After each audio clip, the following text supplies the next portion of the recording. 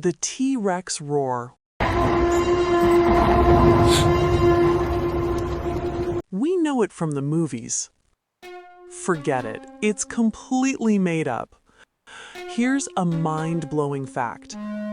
Dinosaurs, like the T-Rex, didn't have vocal cords the way lions or tigers do. They couldn't produce that booming Hollywood scream. So what did they actually sound like? Based on their anatomy, scientists now believe they sounded more like this.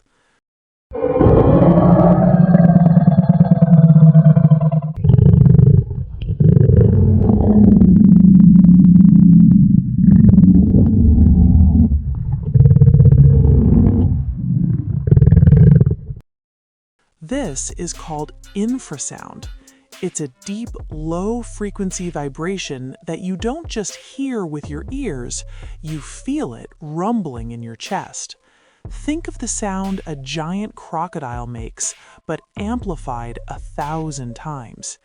It was a sound meant to paralyze prey with pure terror, long before they ever saw the monstrous predator approaching. So, which is scarier?